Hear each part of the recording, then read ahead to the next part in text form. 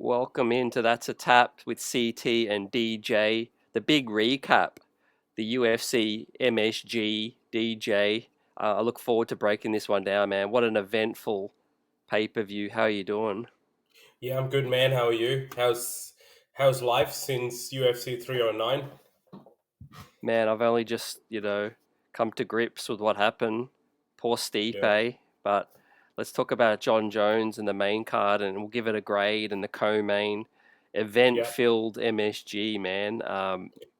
How before we break down the fights, but overall, did it deliver what you hoped it to be? The the main event, 100%. So the top two fights in the main card, 100% delivered. I felt, you know, when I say the top two, the core main, we're going to talk about it. So I'm not going to harp on about it, but man, that was one hell of a fight. Like, it was exciting, especially that fifth round. I think that made the fight. Then we got the clash of the goats, and just to see Jon Jones and Stipe fight, we had the privilege, obviously, to watch it together, and it was, let me add, it was fun watching with you, CT. We didn't get any live reactions because we were just so invested in the card. We just couldn't, really focus on anything else. But man, especially when the main card started, we were just glued to the screens. Pretty enjoyable card, fun card. I think I touched on it in our preview. I still felt the Abu Dhabi one was a lot more stacked in terms of star power, and I will still stick with that. I think it wasn't like the most stacked card, but like I said again, when you have a name such as Jon Jones attached to the top of that card, uh, it doesn't really matter how the card shapes up because people are tuning in to watch because right now, yes, even as we are speaking about this card, we know that his time inside that octagon is limited. So anytime we get to see the GOAT perform live, not while we weren't in person, lucky are the people who were in that arena, MSG, one of the greatest arenas in the world, one of the greatest arenas for combat sports. But even to be able to witness Jon Jones fight on television live, that was a privilege. So yeah, they don't have the need or necessity to stack that card. But yeah, man, like, what did you think? What did you think of the card? A week removed. Yeah, I love how you summed it up. I think, it was great watching with you too, getting our live reactions together, the passion and the atmosphere, So I appreciate you hosting myself and and the watch party. But Totally. yeah, kind of a little bit depressed now that it's done because it's something I really look forward to. The big Yep. card, obviously, yeah, you don't get to see Jon Jones fight very often. It was just euphoric, Yep. nostalgic, all those emotions. I had to pinch myself during the actual fight that we were watching it. Um, but yeah, having said that, just from a broader perspective, yeah, I thought it was entertaining. Hmm. I thought we got to see, a finish, obviously, for the fight, Jon Jones, and a skill move. It wasn't Yeah. just it wasn't just wrestling and a submission. It Yep. was something that we don't see every day, which is the liver kick.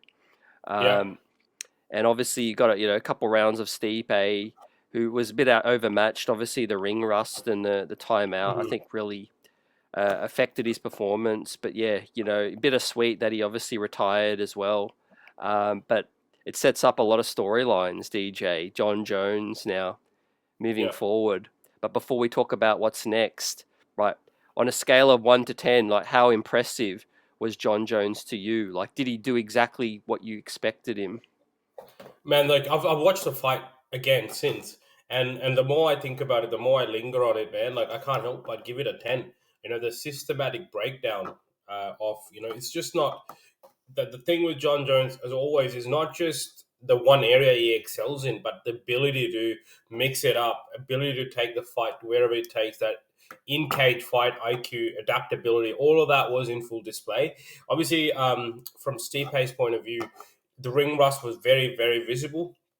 I don't think this was the best Stipe we've seen inside that cage. This is not the Stipe that was knocking out the Werdums and the Alistair Overeems. This was a Stipe definitely past his prime, and you could see that. I think we made mention of this, and he came in heavier than normal, definitely than the last fight, especially combined with that ring rust and not being used to fighting. Training is different to sparring is different to actually being in the cage and fighting. With a heavier weight, I thought was an interesting tactic, especially because Jon Jones necessarily is not a heavyweight, right? Because keep in mind he's a light heavyweight that moved up to heavyweight. But man, to go back to Jon Jones, his skill set was, like I said, in full display. That first round was a 10-8 round. Took Stipe down with authority, and then it was just like ground and pound. I thought the fight might get stopped there, but wasn't the case. And Stipe was landing a few shots here and there too. Most of the time, Stipe was on the back foot, but Jon Jones also, like, he did have Jones backing up a little bit at times, but again, there was no real threat in terms of what we were able to see. I don't think at any point we were worried for Jon Jones Jon Jones, being knocked out in any way.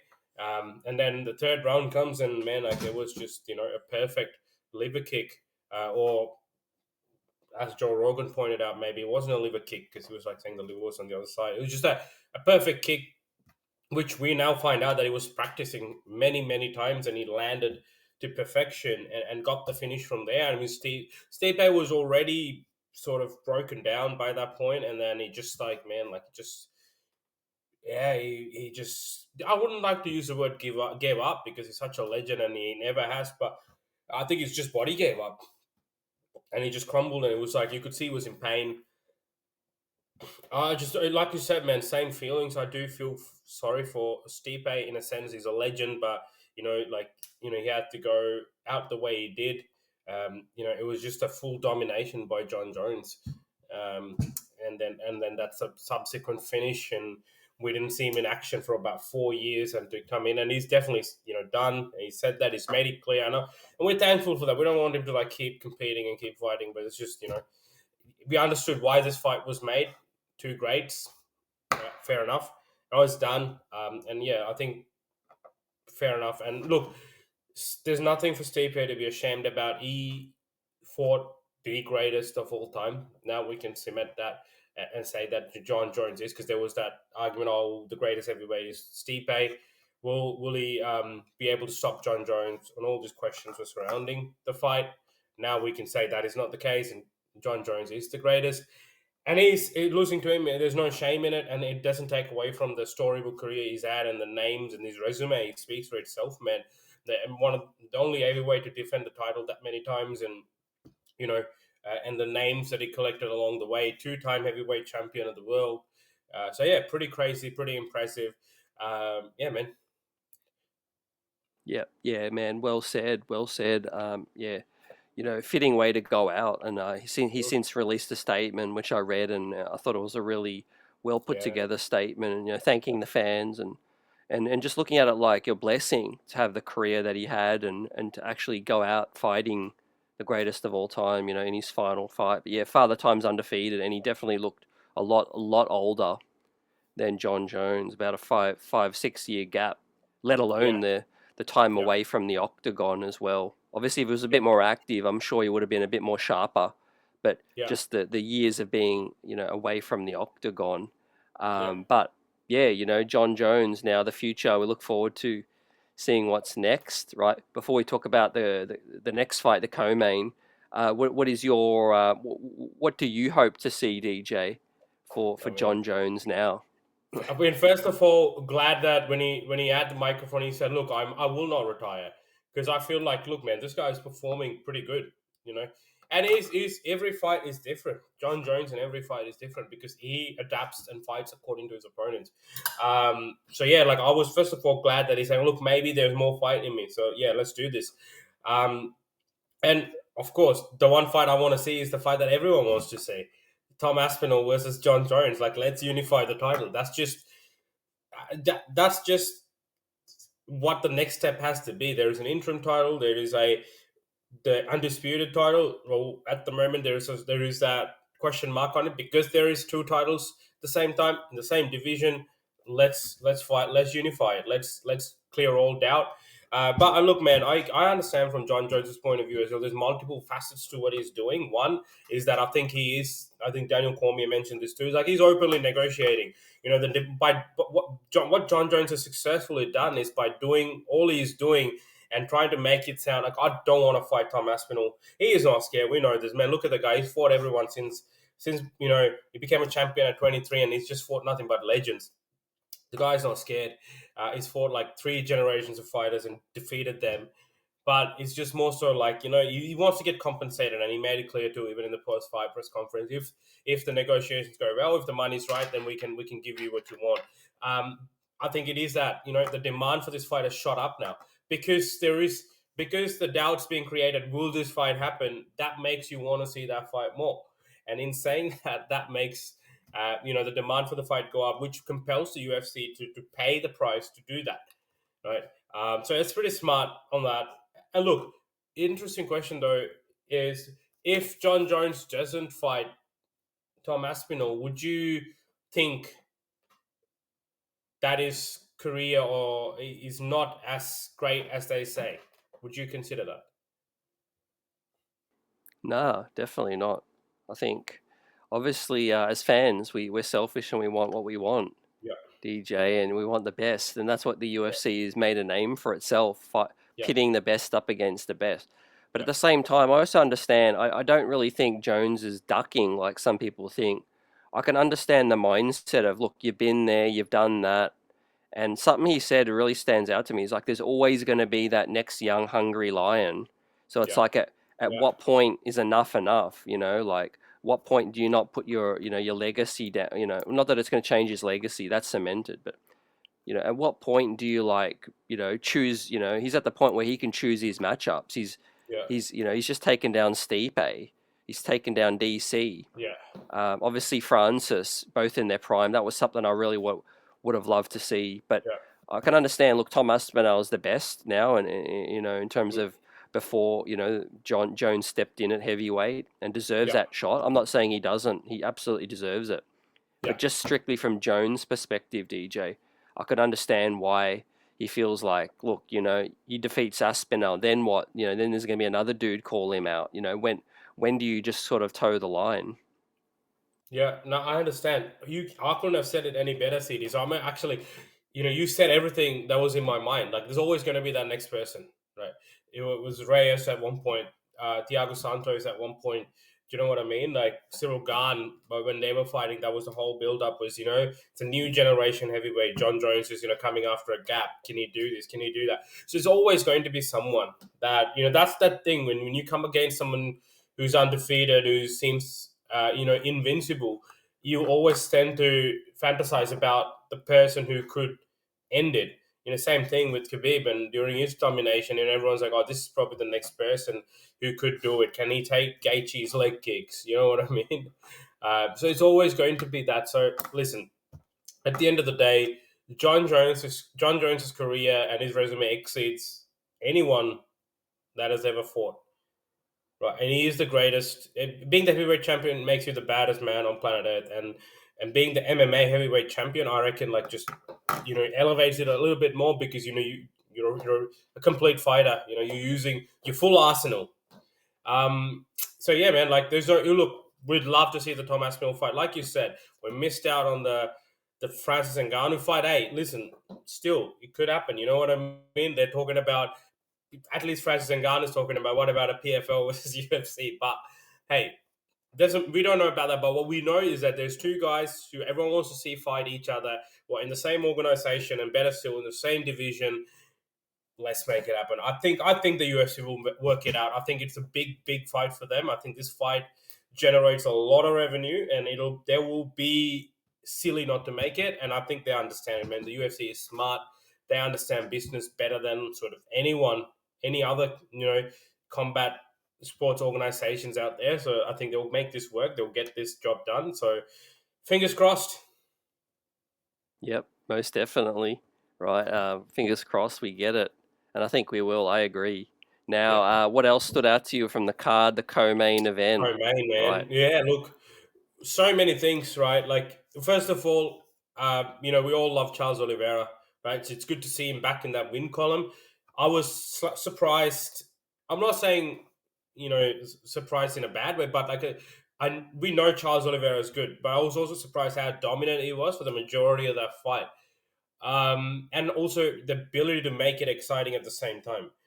The other side to that is being a mixed martial arts fan. If you are not a fan of Michael Chandler, there is something wrong, because this guy literally like fights for entertainment. He's in fights. There is not a Michael Chandler fight that's not entertaining. He just goes all out, and he absolutely stole the show in that fifth round.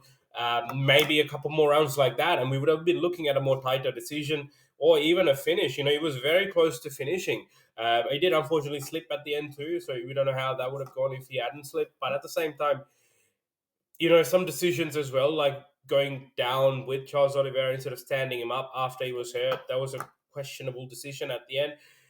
But man, entertaining fight. It was like a proper sequel to their first fight. There were moments or glimpses from the first fight of Chandler running away, but this time he didn't get caught, and he acknowledged that to Charles Oliveira. There's a lot more mutual respect this time around. Yeah, but Charles Oliveira, man, like we just showed us how good he is everywhere. Again, how complete of a fighter he is, and that was really good to see. And I mean, when you're looking at the champion of that division, Islam Makhachev, who's about to, I think, fight Arman Sarukian.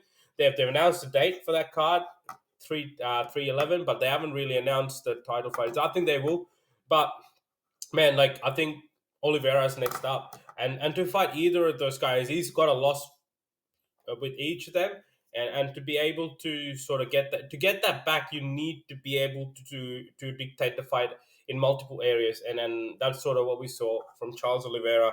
Pretty entertaining. I think cements himself as a number one contender again. Let's see. Hopefully, he doesn't need to take a fight again. But you never know with these divisions, man. These talent packed divisions. Someone has like a massive um, a performance, and that's it. You just find themselves leapfrogging. So, but great performance. And Chandler's stock also went up. I felt he did well in that fifth round. Kept it entertaining. Those backflips, obviously, again, kind of like a hangover from that first fight. We saw one of that in the first round, and then in this, we saw two of them in the last round of the fight. But yeah, pretty dominant on Charles Oliveira's end. Yeah, agree, DJ. And we heard Chandler talk on a podcast recently about how his body's never hurt as much as it hurts, Mm, swelling, aches, and pains all yeah, over. And I yeah, agree with you. I think, yeah, he did his best. It was entertaining, it was always action packed when he fights. But yeah, Charles looked like the better mixed yeah, martial artist, just 100%. more well rounded. But it was, yeah, Yeah, super entertaining. And I thought, yeah, yeah, that probably got the biggest pop from the crowd. yeah, Do you think yeah. that I that 100%. fight? I think it got the crowd warmed up for the main event. 100%, especially considering the fight before that, which was Bo Nickel and Paul Craig. But hey, before we talk about that fight, what did you think about the back of the head shots? That was something that I was a bit surprised, because how close the ref was, and it was like blatant back of the head shots. I think everyone's on it now. Everyone's saying it, but apparently the ref didn't see it. So, which is a bit concerning. You're there to protect the fighter, and one of the most dangerous strikes is to that back of the head, because it's multiple health risks and implications. So, very interesting to see that. Very interesting to see that the ref was there point blank. Hope he didn't zone out. Uh, but as you can ask Dominic Cruz. He's not a fan of that ref. So, yeah, it was a bit shocking to see Oh, that wasn't stopped. Yeah. yeah, it was. Look, we've watched this a long time now, and you do see a couple fights where you can get away with a cup, what maybe one, maybe two. By the third back of the head, the ref should be onto it. Yeah, But I felt yeah, like the crowd was going nuts, and yeah, just yeah, yeah, the referee was yeah not onto it, which he should have yeah, been. So that was poor. That was unacceptable. yeah, But we don't know how much that affected the fight. Obviously, I haven't really heard Chandler speak on it. yeah. Whether or not that really knocked his equilibrium off. Mm, But speaking of controversy, what are your thoughts on the Bo Nickel fight? yeah. Well, it's not the way we expected. Hey, quick shout out! Like, if you're not following our Instagram, it's a reminder to do so. You know why? Because we picked the first three fights, and the top three fights were spot on. We picked the right winner. Maybe not the method. I mean, we did have TKO for Charles, and that wasn't the finish for Charles, and that wasn't the case. We had finish for Bo Nickel too, but I think a lot of people did. Right, Bo Nickel's been like finishing fights real quick, and you know, we were expecting some fireworks in this fight. Like, let's be honest, let's be practical, right? Like, I know Bo Nickel has a big name at the moment. He's very popular. How he broke into the scene and his wrestling background, and the popularity in the wrestling circles. However, let's not forget he is quite new to mixed martial arts, so let's give the guy some slack to begin with. But having said that, you know, with the press conference and like sort of exchanging of words and everything, and then the media leading up to it, it was conveyed. I think it looked like, you know, Bo Nickel was going in to get the job done and finish it. And then I guess the frustrating part for a lot of fans was like he did have him murdered at one point, and he didn't you know, jump on it. He didn't pounce on it, and he acknowledged it, right? And the lack of wrestling also was a bit of a surprise, because that was an element that I was excited to see. You know, Paul Craig's really good on the ground, but Bo Nickel's been calling out Hamzat, man. Like, and he's been saying that he's able to nullify Hamzat's wrestling, and I rate that as one of the best wrestling in the UFC at the moment. So, if you are willing to go down with someone like Hamzat, then you should be able to go down and you know, dictate your fight on the ground with someone like Paul Craig, which didn't happen. I think there was no attempt to wrestle, and you know, it wasn't like an exciting fight either. Obviously, Bo Nickel wasn't very happy with the commentary, with the criticism that he was receiving. I mean, look, man, he came in being cheered into the arena in the press conferences, and once the fight had ended, when he was talking, everyone was booing. So that should tell you the story, right? I mean, that's just, you know, he was the fan favorite. You know, everyone, you know, the American guy, and all that, right? But it's just that the performance wasn't as good as we expected it to be. There was not a real excitement in that fight. And again, like, and I thought Paul Craig actually did well too. Like, wasn't as it wasn't. I actually thought it was like a much closer fight than the 30-27s the judges were handing out. So Yeah. Yeah, exactly, man. Look, obviously, when you're in the octagon and it's the biggest fight of your career, you know, some fighters do get a bit of mm, stage fright in terms of, yeah, not stage fright, but they want to play it cautious. You know, they don't want to suffer a humiliating defeat in their biggest stage, so that makes them a bit more tentative. But look, game plan or otherwise, it worked. You got the win, so mm, you know we continue on. Bo Nickel, though, I think, yeah, like what you said, is ways away from yeah, challenging a Hamzat or whatever, yeah, but slow and steady wins the race. Hopefully, he continues on, and yeah, he'll benefit from that experience now. yeah, Um, 100%. Now, yeah, let's talk about our grade, right? Or Yeah, anything else that stood out, and our I grade mean, for the card shout overall, DJ. shout out to the finishes on the prelims, and but also the Mauricio Rufy fight. I like that fight with Lonto. It was a good fight. There was a lot of crazy strikes in there. We knew that we were expecting that from the Fighting Nerds, the group they called themselves the Fighting Nerds. So yeah, it was a good fight. He won the fight. It was catch weight. But man, like, it was pretty good. Like, Lontop didn't give up. At one point, he was extremely hurt, but he just kept coming. And yeah, look, yeah, that was an entertaining fight. I like that fight. But overall, okay, grading the cards. Mm. Like I said, you know, man, like, I think wasn't the strongest card top to bottom, right? Definitely top heavy, like very top heavy in a sense where, you know, he was very reliant on that main and co-main. You know, when you look at like the star power of those two and the rest of the fights, it was not close, right? Whereas you look at the Abu Dhabi card, there's a you know, stacked card, back to back fights. You just can't, main card. You couldn't really have a bathroom bag. You had to pee in a bottle, because that's how you know, exciting the card was. So with all that in mind, the performances were good, the main and the core main especially. All that in mind, I'll give it an 8. Yeah, I'll give it an 8. Wow. Yeah, Okay. Yeah, that's good. That's good, man. I'm gonna go a little bit higher, just yeah, not because, yeah, it was like that action packed yeah, across the board, but yeah, yeah, the co-main and the main sort of gate it wet. it fed my appetite to the point Yeah. where it's like, okay, I didn't walk away from this event thinking, oh, I wish this had happened, I wish that had happened, I wanted to see a bit more. I think, yeah, Oliveira, Chandler, and Mm. Stipe, Jon Jones. Like, I mean, Yeah. that's the pinnacle, the Yeah. very, very top of the MMA world. So I'm going to go 8.5 Yeah, man. for Yeah, this yeah, well one, deserved. Yeah, DJ. yeah, But both, yeah, we're both seen better cards, and definitely, yeah. like you said, the 300 and the 300 Abu yeah the Dhabi, Abu Dhabi one, and I mean, 301. No, 301. Remember 301, the Rio de Janeiro. You yeah, it's the Rio de Janeiro. I'm just joking, but yeah, yeah. Well, yeah. Look forward to chopping up what's next, and obviously we've got Sydney, got the yeah, UFC coming to Australia, and then yeah, some big plans for the MMA, and the fight announcements for yeah. next year.